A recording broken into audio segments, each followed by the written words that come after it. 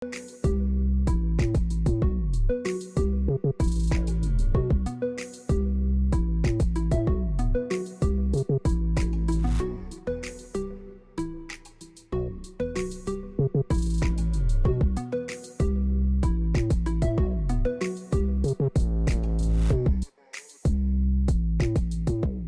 citizens to access pension via their bank accounts. MMDA carries out drainage works to aid flood-threatened farmers, and Guyana combining tours with production to increase revenue. It's Wednesday, August 21. We have lots to tell you today. Senior citizens will be able to access their pensions via their bank accounts come 2020. This is according to the Minister of Social Protection, the Honorable Amna. At the moment, we are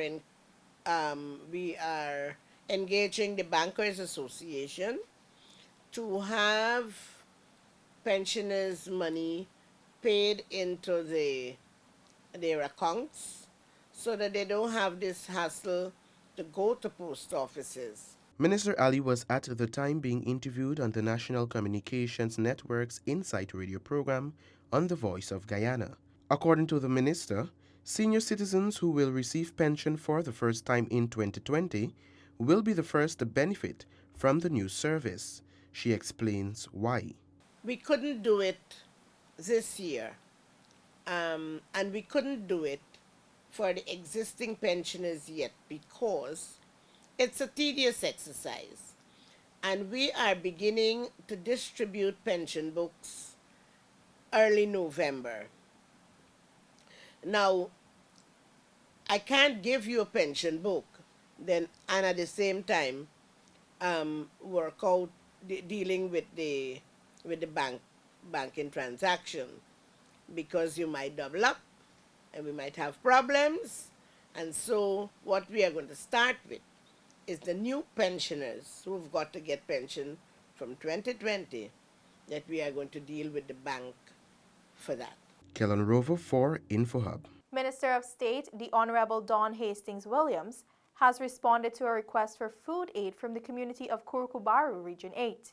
The minister traveled to the region to hand over food supplies from the Civil Defense Commission and to get a first-hand look at the situation. Kurukubaru's farmlands has become flooded due to heavy rainfall since April.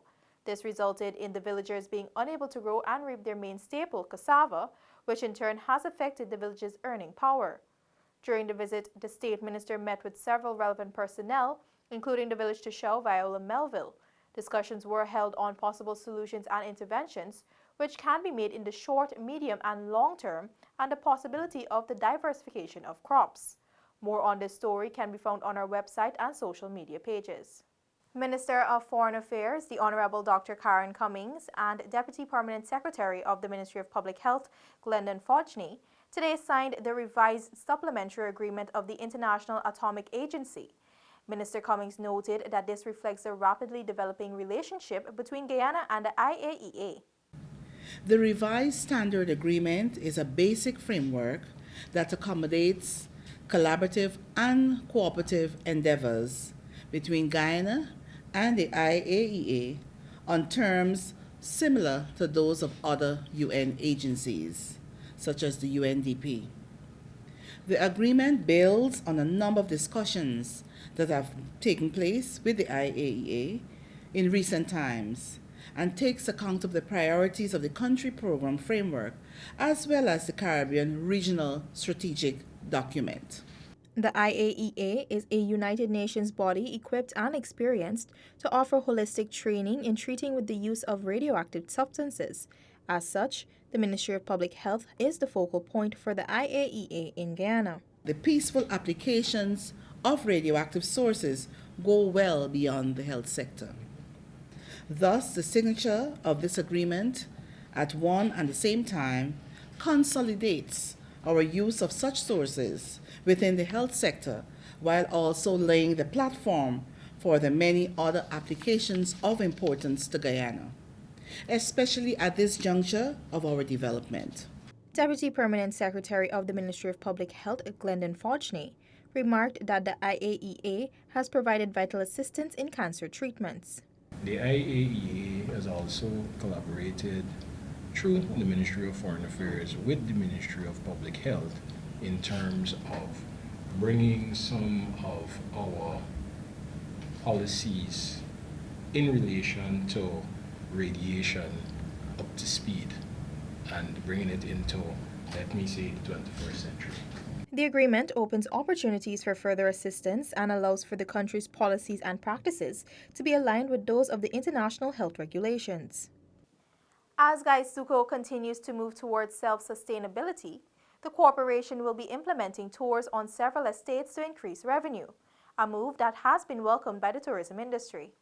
We're here at Gaisuco's Iflat Estate, where we're about to embark on the Sugar Heritage Tour that is going to be the brand new package offered by the Guyana Sugar Corporation in the coming months. This is part of us experimenting with blending tourism into production while we still do our core business, which is sugar production and molasses, producing sugar and molasses, and using the same resources to do that. It is expected that with the feedback received from the tour operators today, the Guyana Sugar Corporation will be better able to tweak their package to suit the tourism sector. They already have their tourism ready, meaning that they already have the product, they already have everything in place, safety, security.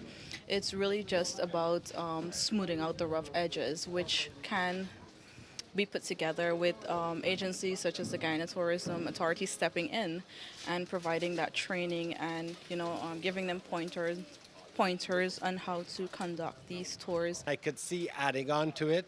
I could see doing it as a half-day tour, doing it as a full-day tour, adding on both the conservancy, which is right at the back here, adding on the Demerara distilleries at one end and the conservancy in the other end, and even a part of an Essequibo tour. You've got a week's activities here that we could do.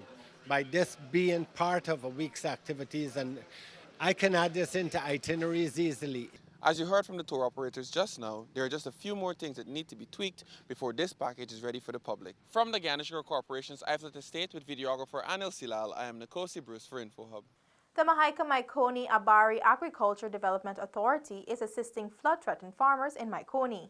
The MMDA has been carrying out extensive drainage and irrigation works along the Mahaikoni facade with the help of an excavator from the NDIA in a move to improve drainage in the area. It's been helping individual farmers importing the low spots on the land and clearing trends so they can have faster drainage. Since then, we are also putting forward the operation of the Pineground Pump Station.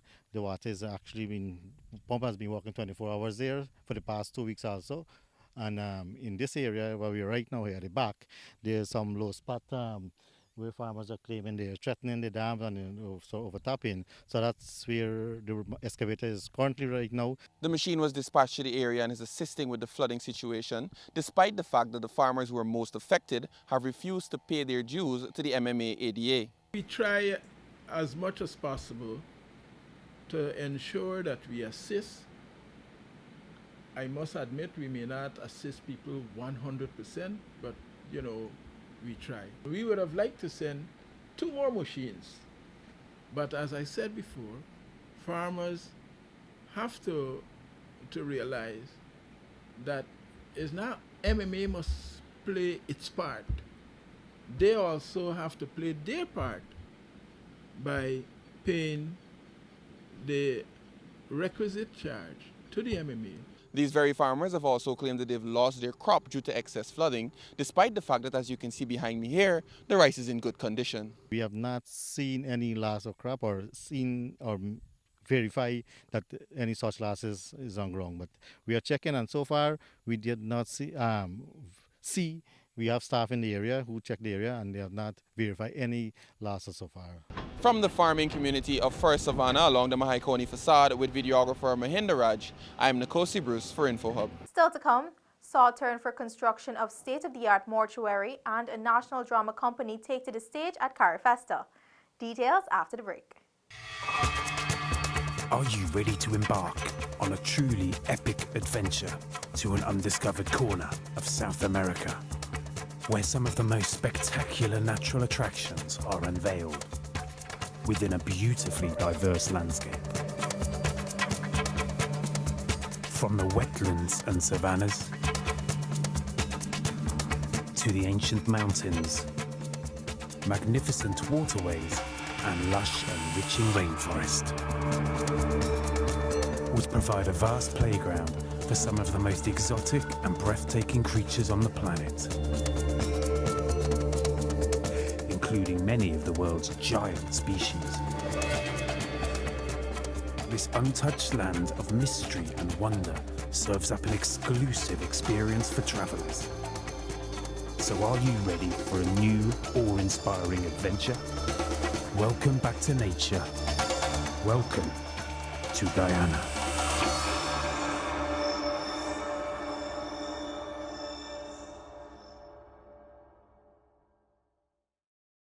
Welcome back. The sod was turned for the construction of a $70 million mortuary in New Amsterdam by the Public Health Ministry. It will replace the existing facility at the regional hospital. The mortuary being constructed in the compound of the National Psychiatric Hospital is the first of its kind being constructed in the country by the government of Guyana. This facility is one with a difference, as the design caters for a chapel for funeral services, a viewing area for post-mortem examinations, and an administrative section. Engineer at the Ministry of Public Health, Naresh Mangar, explained what else the approximately 3,000 square feet building will accommodate. In addition to that, it would encompass an administrative section where the doctors, after the post-mortem, right, they were able to review the results of the post-mortem and further complete the report. Right? It would be the first of its kind, I would say, a state-of-the-art facility. We intend to keep this as a template going forward. The construction of this new mortuary follows a visit by the Minister of Public Health, Walter Lawrence, to the New Amsterdam Regional Hospital in late 2018. The minister was dissatisfied with the location of the current facility. When I look at where that mortuary is placed and where my staff have to work, it is not conducive to proper working conditions. And so even as the health ministry, we try to provide a service to all the people in this country. The onus is on me also to ensure that I take care of our staff. The project has been awarded to Andre Vincente Construction Services, who has assured that the building will be completed by the end of December. The contract, however, caters for a 10-month project period. Permanent Secretary for the Ministry, Colette Adams, and representative of the contracting firm executing the project, Ken Vincente, signed the agreement to initiate the commencement of construction. In the compound of the National Psychiatric Hospital in New Amsterdam with videographer Anil Silal, I am Delicia Haynes for InfoHub. Members of the National Drama Company took to the stage last night at Carfesta 14. Neola Damon was in the audience and caught all the action.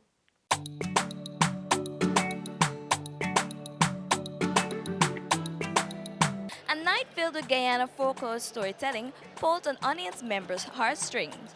From a powerful spoken word promoting unity to empowering women, the National Drama Company definitely outdid themselves. For approximately 1 hour, onlookers could not take away their eyes from the stage as the acts unfolded, starting with gripping short play, the Taja, to a powerful spoken word act calling for an end to violence against women and girls. Things really moved along when the Guyanese actors began their storytelling segment, thrilling the audience and keeping them on the edge of their seats with folk tales about our Baku and Masquerade man, among others. Say that they come from Suriname, trapped in a battle. Once they get released, who is there? Hush and listen, child. Say that once they get released, it will bring enough riches to phone on. Only thing, we must feed it with milk and banana whenever it wants. And you must have an Amna tree in your yard. And nobody mustn't pick none. No. If you only pay your stupid and don't feed them and talk bad about them just will lessen an eye by pelting up your rooftop, making pass at the night, late in the night, making run around the house where you got visitors till eventually, them just breaking it. Onlookers and patrons were blown away with the performance. I am amazed. I was really excited to be here to see Guyana, and Guyana did not disappoint. As a Guyanese national living in Trinidad and Tobago, I'm so happy that you are here showcasing what our beautiful country has to offer.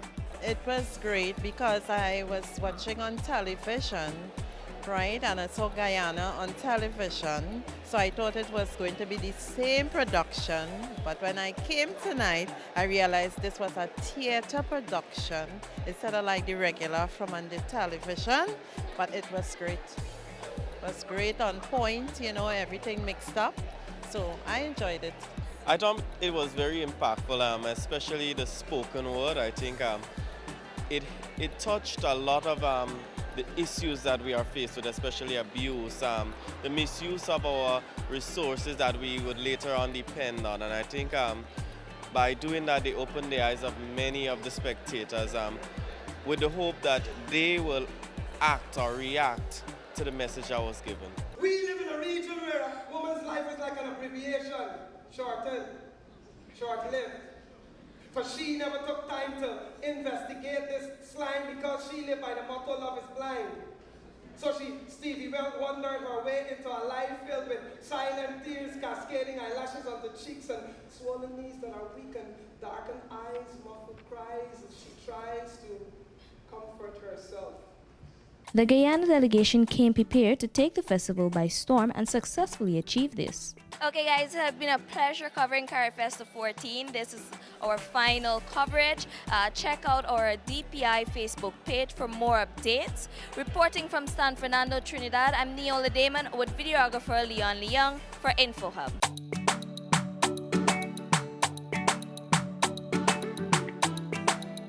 Before we wrap up, here's your Gcalm tip for today. You must register if you are a Guyanese citizen by birth, descent, or naturalization, 14 years or older by October 31, 2019, or a citizen of a Commonwealth country living in Guyana for no less than 1 year preceding the qualifying dates. The Guyana Elections Commission is currently conducting house-to-house registration. Make it your responsibility to get registered. That's all for today. Connect with us on WhatsApp, Facebook, and YouTube. Much more news is on our website dpi.gov.gy and pop over to Instagram for the latest photo updates at DPI Guyana. Your bridge and weather reports are up next. Goodbye for now.